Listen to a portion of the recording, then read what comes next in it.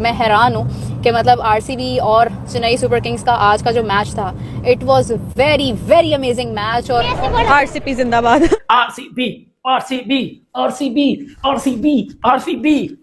वो क्या था, टूटा है चिपक का घमंड। मैं खुद आरसीबी को सपोर्ट करी थी। Obviously I am a die hard fan of Virat Kohli और to be very honest he is already an international crush, so I heartful congratulations for Virat. Virat Kohli के मुंह से मुंह पूरा खुल गया जब वो यार पाटीदार ने जो छक्का पतिराना को 146 का बॉल था यार, वो इतना लंबा तारा बना के दिया है, मगर आखिर में टीम डेविड ने जो है ना पूरा गाड़ दिया। आपके माइंड में चल रही है, मेरे माइंड में भी चल रही है कि एमएस धोनी इतनी ताखीर से बैटिंग के लिए क्यों आए।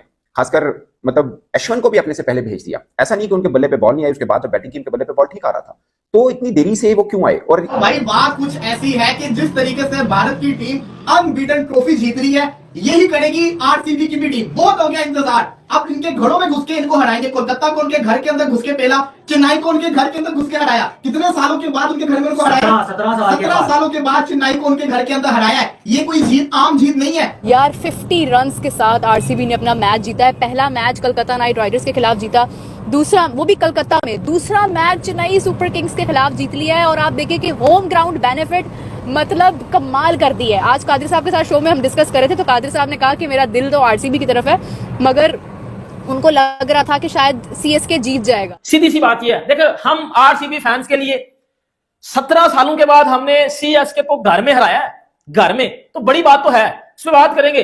मतलब जो क्रिकेट आरसीबी खेल रही है इस आईपीएल में, भाई कप उठा गए ना, कप उठा गए, कप उठा गए ना, कप उठा गए, कप उठा के आरसीबी को दे दो। आरसीबी की फैन है या चेन्नई की फैन थी? आरसीबी की फैन, डाई हार्ट फैन हूं मैं आरसीबी की। मुझे बहुत पसंद है विराट कोहली की, अच्छी परफॉर्मेंस थी आज।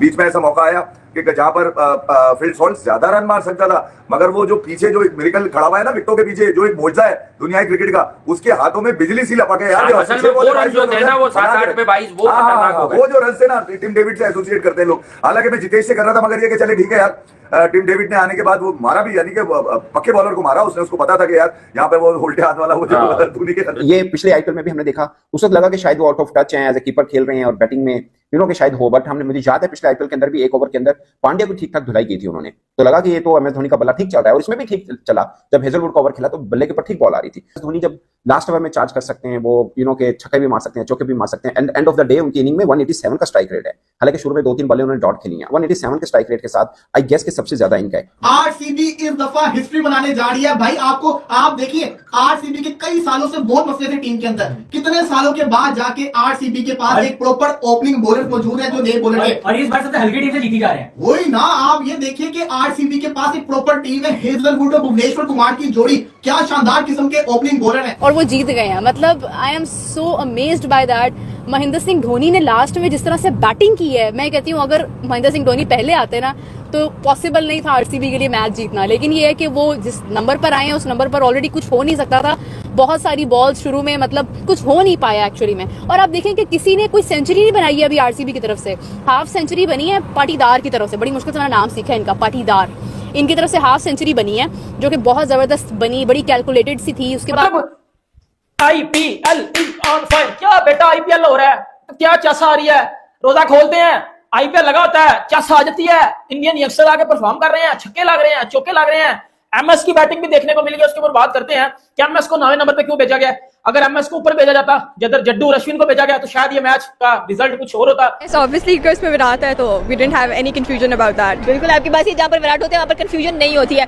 कब से विराट को यार फॉलो करो, इंस्टाग्राम पे भी फॉलो करते हो कि लाजमी उसको उसकी बैटिंग ज्यादा अच्छी लगती है, उसकी पर्सनालिटी ज्यादा अच्छी है। बहुत या अनुष्का सुन रही होगी कोई बात नहीं।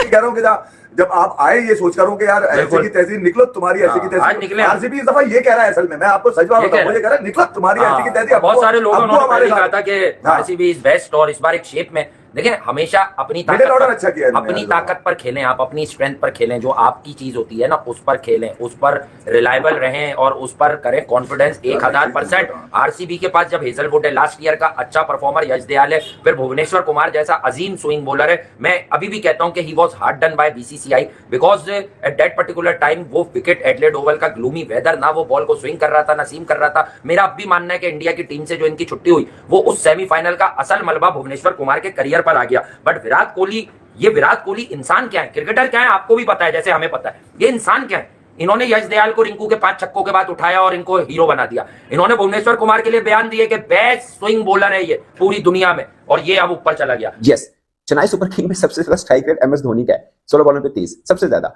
फिर भी ऊपर नहीं आए हैं, मतलब ऊपर आना चाहिए था उनको बैटिंग शायद। मतलब जब वो आए थे उस वक्त अश्विन आए, जब इनको भेजना है धोनी और जडेजा शायद मैच में कुछ ज्यादा जान डाल देते हैं। जो 8 बॉलें खेल के गए हैं अश्विन, वही धोनी ने खेली होती, टोटल 24 बॉलें बनती, मैच का टेम्पो बदल जाता है। शायद वो जडेजा के लिए भी थोड़ा हौसला रहता। मुझे लगता है कि 19-20 मैच हो सकता था। फिर ओपनर से कितने शानदार है, सोल जब मारता है तो तबाही मचाता है। विराट कोहली आपको पता है कैसा है, रजत पाटीदार, जितेश शर्मा, मैं समझता हूँ एक से बढ़कर एक अगर चल के तो तबाही मचा देंगे। चेन्नई को चेन्नई के अंदर हराया ये कोई आम बात नहीं है, लेकिन हर चेन्नई के फैन का एक ही सवाल है, धोनी इतना लेट क्यों आया, जबकि धोनी अभी भी स्टेडियम पार छक्के मार सकता है। वो इंसान अभी भी खड़ा होकर बॉल को मारता है तो स्टेडियम पार जाती है। अभी उसने 2 छक्के मारे स्टेडियम के अंदर आखिरी ओवर के अंदर। इतना लेट क्यों आया, क्यों अश्विन को ऊपर भेजा गया धोनी से? अगर अहमद धोनी ऊपर आता है इस मैच में अभी भी चांस होता है, एक्सपीरियंस है भाई। आप देखें विराट की इनिंग्स बड़ी कैलकुलेटेड थी, बॉल टू बॉल स्कोर था, यानी आप देखें कि 30 बॉल्स के ऊपर का 31 था, लेकिन वो इतना इफेक्टिव था, इतना जरूरी था। फिर उसके बाद शुरू में आप देखें, मतलब आपको हर तरफ से नजर आ रहा था कि आरसीबी ने हर किसी ने रन्स बनाने में अपना कुछ हिस्सा डाला है। और उसके बाद रही बात दूसरी जानिब, सचिन रविंद्र ने कोशिश की कि शुरू में कुछ रन्स उठा ले, मगर वो भी काफी हद तक अनफॉर्चुनेट रहे, मतलब कोई बहुत बड़ी इनिंग्स नहीं खेल पाए। लेकिन जो आज का मैच उसके ऊपर बड़ी बात है ना बेटा, 17 सालों के बाद आके पकड़ के हरा दिया है CSK को घर में। मतलब ये भी जीत है आरसीबी की बहुत बड़ी।